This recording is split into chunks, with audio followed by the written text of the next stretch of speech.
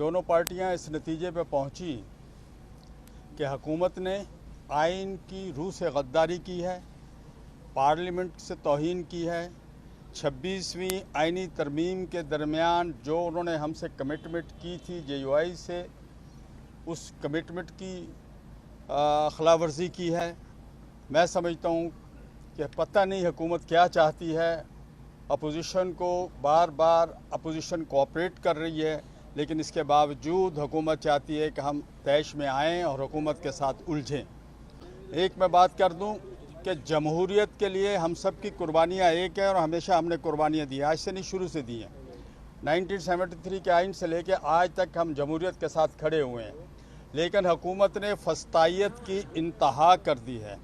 और हुकूमत का यह रवैया इंतहाई काबिल मज़म्मत है। हम समझते हैं कि फैसल चौधरी साहब ने आज बात की और उन्होंने कहा कि आज वो मुलाकात करके आए थे बानी तहरीक PTI से। उन्होंने कहा कि बकौल उनके अल्फाज में कि मौलाना फजल रहमान साहब का 26वीं तरमीम या उसके बाद जो किरदार है हम उन्हें सराहते हैं। और मैं समझता हूँ इसी तरह उन्होंने बहुत सी ऐसी चीज़ें बताई जो एक ऐसा शख्स जिसकी किसी बड़े जुर्म में सज़ा अभी तक फ़ाइनल नहीं हुई है और एक साबिक़ प्राइम मिनिस्टर भी है, मुल्क का एक सियासी रहनुमा भी है और पार्लियामेंट की बड़ी पार्टी का सरबराह भी है, ऐसे शख्स के साथ जो असम्बली के अंदर और अपना जेल के अंदर जो सलूक किया जा रहा है, हम समझते हैं कि हम कभी भी उसकी तारीफ़ नहीं कर सकते। वो काबिल मज़म्मत है और इसको बिल्कुल हुकूमत अपना रवैया ठीक करे और ये जो हालात पैदा कर रही है डे बाय डे के, इन हालात को ठीक करे। और ये जो कुछ किया है उन्होंने, मैं समझता हूँ इन्हीं के गले पड़ेगा और हमेशा हुआ है। जब भी इन हुकूमतों ने इस तरह के कोई भी इक़दाम किए हैं और बाद में यही उन अदालतों में उन्हीं जगहों पे ये ख़ुद पेश हो रहे होते हैं और ख़ुद खड़े होते हैं और फिर कह रहे होते हैं एक दूसरे के हमसे गलती हुई और ये मज़ीद गलतियाँ ना दोहराएं जो हो चुकी हैं। और पीपल्स पार्टी और मुस्लिम लीग का जो रवैया है पिछले 2 दिन में सामने आया है, हम उसे कभी भी जमहूरी रवैया और पार्लिमानी रवैया नहीं कह सकते। मैं कुछ 2 बातें मज़ीद इसमें ऐड करना चाहूँगा। एक तो जो कल एक इस जाली हुकूमत ने,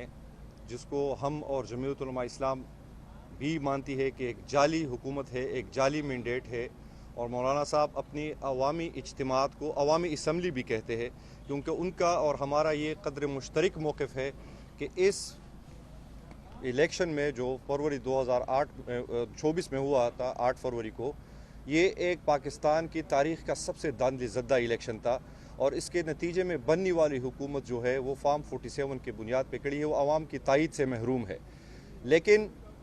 जो आज सबसे ज़्यादा हम मशकूर है जमीयत उलमा इस्लाम के सरबराह के मौलाना फजल रहमान साहब के, कि आज उन्होंने एक बार फिर इस बात का इयादा किया और उनका ये मुतालिबा भी है हुकूमत वक्त से कि इमरान खान एक सियासी, जिस तरह असलम गौरी भाई ने कहा कि वो पाकिस्तान के सबसे बड़ी सियासी जमात के सरबराह भी है और सबसे मकबूल तरीन रहनुमा भी है, तो उन्होंने उनकी रिहाई का भी मुतालिबा किया है कि इमरान खान चूँकि किसी भी, जिस तरह असलम गौरी भाई ने कहा कि किसी भी उसमें उसको कोई सज़ा नहीं हुई है, तो फिलफौर उनको रिहा किया जाए। सियासी क़ैदियों के मुतालिक उन्होंने डेरा इस्माइल खान में उस दिन भी प्रेस कॉन्फ्रेंस की थी, उसमें भी इस बात का इयादा किया था कि वो किसी भी सियासी रहनुमा को कैद में रखने के हक़ में नहीं है। दूसरी बात, जो उनको सहूलियात से महरूम रखा गया है, उनके हवाले से भी जमीयत उलमा इस्लाम की क़यादत ने तशवीश का इजहार किया है और ये मुतालबा किया है कि हुकूमत उनको तमाम सहूलियात वहाँ पहुँचाए जो उनका कैदी के तौर पर और जो जेल मैनुअल के तौर पर उनका हक़ है वो फिलफौर उनको दी जाए। दूसरी जो अहम बात है कि आज हमारी जमीयत उलमा इस्लाम के सरबराह मौलाना फजल रहमान और जमीयत के अकाबिरीन के साथ एक तवील इस पर मशावरत हुई है कि जिस तरह एक जाली तरीके के साथ कल इन्होंने एक शब खून मारा है, और जिस तरह असलम भाई ने अभी कहा कि ये उस पार्लियामेंट की इन्होंने ख़ुद तौहीन की, और मैं समझता हूँ कि ये इस फस्ताई जाली हुकूमत ने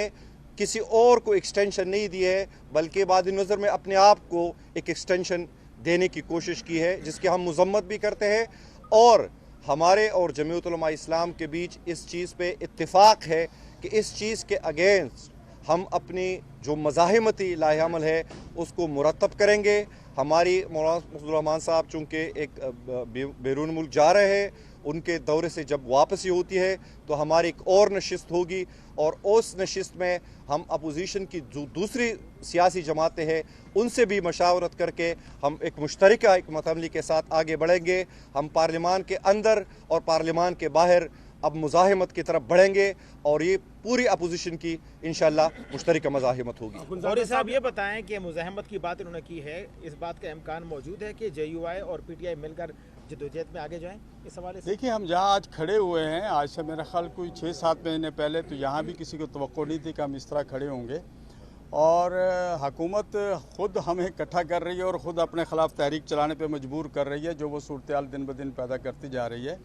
اور میں سمجھتا ہوں کہ ہم اس کو, ہمارے درمیان میں کمیٹیاں موجود ہیں, ہم روابط کو بڑھائیں گے, اور آئندہ آنے والی ایک ایک لمحے پہ ہماری نظر ہے. مولانا صاحب چونکہ ملک سے باہر جا رہے ہیں کچھ دن کے لیے, وہ جیسے واپس تشریف لائیں گے انشاءاللہ پھر ہماری مذاکرات ہوں گے, پھر ہم بیٹھیں گے اور آئندہ آنے والے حالات کے بارے میں ہم فیصلے کریں گے. آج سپریم کورٹ آف پاکستان نے جو آئینی بینچ بنایا ہے, وہ بینچ تو بنایا گیا ہے 26ویں آئینی ترمیم کے نتیجے میں, تو کیا اب یہ نہیں سمجھتے کہ جس طرح کا بینچ آج بنایا گیا ہے وہ سب کو نظر آ رہا ہے, تو اس صورت میں آپ سمجھتے ہیں کہ جے یو آئی نے اس ترمیم کا ساتھ دے کر کوئی غلطی کیا جس کے بطن سے یہ بینچ نکلا ہے؟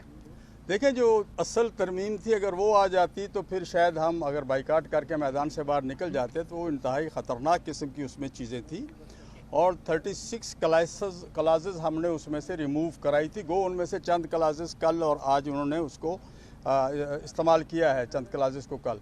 لیکن یہ ہم سمجھتے ہیں کہ وہ ایک بہت بڑا بلنڈر تھا اس ملک کے ساتھ, اور جس کا ہم نے راستہ روکا, اور ہم نے اپنے ساتھ پی ٹی آئی کے دوستوں کو اور دوسرے تمام دوستوں کو باہمی اعتماد کے ساتھ, ساری مشاورت کے ساتھ ہم نے اس کو نیچے لائے, اور 26ویں ترمیم جو پاس ہوئی ہے اس میں 1-2 کلاسز کے علاوہ, جب آپ کو پتہ ہے کہ کسی پارٹی کے ساتھ, کسی شخصیت کے ساتھ یا کہیں بھی کوئی مذاکرات ہوتے ہیں, کوئی بارگیننگ کی صورت ہوتی ہے, تو 1-2 چیزیں اس کی بھی ماننی پڑتی ہیں. ہم نے جو 1-2 چیزیں ان سے مانی ہیں, وہ ایک تو یہ پہلے سے 18ویں ترمیم میں موجود تھیں. اب یہ علیحدہ بات ہے کہ 19ویں ترمیم میں جو کچھ ہوا اس کو اگر ہم نے ریموو کیا اور پیچھے ریورس کیا ہے تو اس کا فائدہ حکومت کو پہنچا, اور ہو سکتا ہے آنے والی کل پھر دوسری حکومت بھی اس سے فائدہ اٹھائے. لیکن اگر ہم اس کو غور و خوض کریں اس پہ, تو میں سمجھتا ہوں کہ وہ اتنا زیادہ حکومت کو اس میں فائدہ بھی نہیں ہے, لیکن اندر بیٹھے ہوئے لوگ اگر ووٹ دیتے ہیں, جیسے آج 3 ججوں نے امین الدین صاحب کو ووٹ نہیں دیا, یہ بڑا المیہ ہے کہ سپریم کورٹ کے 3 بڑے جو ذمہ دار تھے جج, انہوں نے ان کو ووٹ نہیں دیا. چیف صاحب کے علاوہ سینئر 2 جج تھے, انہوں نے نہیں ووٹ دیا. تو میں سمجھتا ہوں یہ المیہ ہے, اور یہ سپریم کورٹ کی تاریخ میں شاید ایسا پہلے